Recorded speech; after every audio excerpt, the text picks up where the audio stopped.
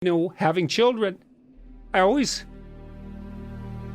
suppose too, this has been enhanced by my ill health in recent years, but I always feel that it's a privilege to spend time with my children. And I have some sense of how fast time goes. I've always had a very acute sense of the finitude of existence. And this is a good hint for people who have children, but with regards to your family members at all, is don't take it for granted. Every second you get that isn't painful, you should cherish.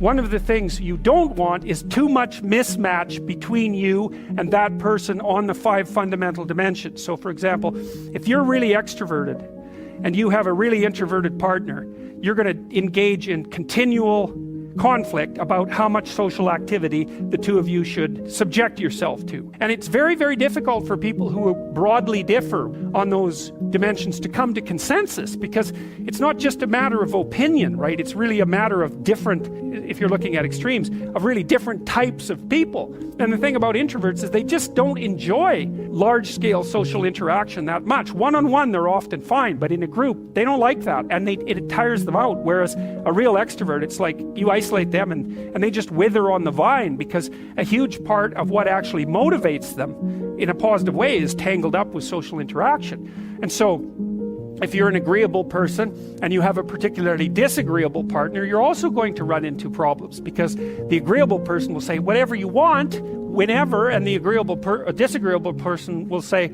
well, I'd like to know what the hell you want for a change, and be much more harsh and much more demanding in the situation. And the agreeable person is going to find the disagreeable person harsh and unpleasant, and the disagreeable person is going to find the agreeable person wishy-washy and unable to stand up for themselves. And again, that's actually one of the primary sources of tension between men and women, because women tend to be higher in agreeableness than men. It's about half a standard deviation, which is quite a large difference by psychological standards. And so what that means fundamentally, just so you have some sense of how large an effect that is that if you have a group of men and women and you pick out random pairs, the woman is going to be more agreeable than the man 60% of the time. So that's not an overwhelming proportion, but it's reliable, and it's quite large by psychological standards. So there's the problem with agreeableness. Some of you have had roommates, and maybe you're more orderly than your roommate. What does it mean? It means you're annoyed by mess before they are. And you don't have to be annoyed by mess much before your less orderly roommate for you to be the one that's always running around picking things up. And so actually one of the things that's emerged from the psychometric analysis is that women are slightly more orderly than men. And I suspect that has something to do with the, what would you call it, inequitable distribution of housework. Because even if imagine that your proclivity is to be triggered by disorder 25 seconds before your partner's. Well, you're going to end up, it doesn't take much difference for you to be the one that's always concerned about the mess first. So anyways, and so if you're a really orderly person and you live with a disorderly person, well, good luck getting along with them. They're going to regard you as like uptight and over concerned with details and unwilling to relax, that's for sure. And they're going to regard you as, well, just a bloody mess. And how can anyone possibly live with someone like you? So another reason why it's useful to understand your personality is because I think it gives you a better crack at finding someone that you can actually live with over the long run. And we don't know what the optimal, I don't think you want to live with someone who's exactly like you, because then both of you have the same strengths and weaknesses, and there's a bit of a problem there, right? Because maybe an agreeable person can use a bit of a disagreeable person around them to balance each other out, and vice versa, right? So we don't understand the optimal balance for long-term thriving in a relationship, but I think we do understand the fact that if you're too different in your traits, where you're different is going to constitute a chronic source of conflict. Here's the key to a good relationship. It's not the only one, but watch your person carefully. And whenever they do something that you would like them to do more of, tell them that was really good and mean it. And it's not manipulative, because if it's manipulative, it won't work. It's like you have to say, wow, I'm so glad you did that. And you have to be precise. Here's what you just did that I thought was great. And oh boy, that's so nice that you noticed. I can't believe that you noticed. It's like, you know, you do that 20 times and the person will be like the rat that's just pushing the lever for cocaine, you know. So, but no, I'm serious. It's Skinner established this. B.F. Skinner noticed this a long time ago. Reward is intensely useful in terms of modifying behavior. You can establish the ground rules explicitly and have a discussion about it. Are we going to lie to each other or not? Are we going to tell each other the truth to the degree that we can, to make that an actual goal and to talk through the consequences of doing that and not doing it? And then I would also say, whenever a hiccup occurs in the relationship, maybe you don't call it out at each hiccup, you know, because you have to have a certain amount of silent tolerance in any relationship to let small infractions go.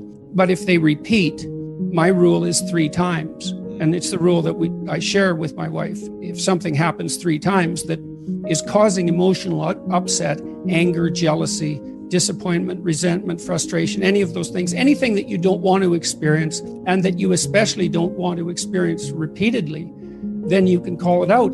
And if you have 3 examples, your case is much better made than if you just have 1. I would also say that when you call it out, you know, you could say, look, we were at a party the other night and it looked to me, I felt as if you were paying too much intense attention to Dave. Flirting going on there. That's what it looked like to me. There was some flirting going on there. And, you know, that made me uncomfortable. You don't say, well, you were flirting, stop doing it. You say, well, this is how it looked. This is what it looked like to me. And here was my response. And then you want to think, and maybe I'm a damn fool and blind and jealous and stupid, and I'm misinterpreting, or maybe it was a harmless flirtation of the sort that people will engage in because it adds a little bit of spice to a social interaction. You want to find out. It's really convenient if it's the other person's fault, except then you're laden with living with that person, so it really doesn't help you anyways. But it's convenient because then they have to change. But you've got to think about this over the long run. You're going to be interacting with this person on a minute-by-minute basis for decades. If you're the idiot and that's causing trouble, then you should find out. So you want to say, well, look, this is what I saw. What's your explanation of what's going on? And then they'll offer you their viewpoint, and hopefully they'll do the same thing. They'll think, well, this is my intent. And maybe they have to go think about it, but this is my intent and this is what I saw. And I think you're being oversensitive in that situation. And you peel back the explanations layer by layer until you both agree on what happened, and more importantly, on what you're going to do about it in the future. And that's really hard. And you have to come to a negotiated agreement about that situation. And you have to pay attention to your own uncomfortable negative emotions in order to manage that, and not pretend that everything's all right, or that you're nicer than you are, or that you're less jealous than you are, or less blind. Or I don't think competition between people who are in a monogamous relationship is useful, particularly. It's not zero-sum competition.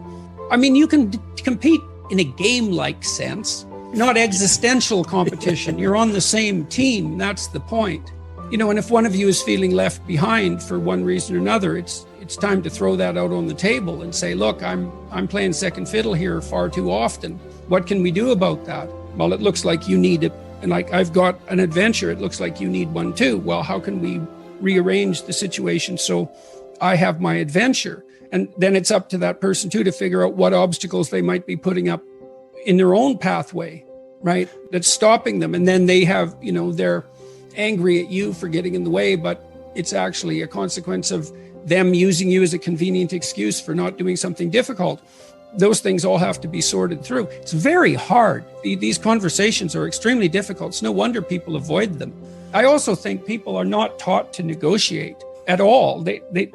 And that's a real shame. First of all, you figure out what you want.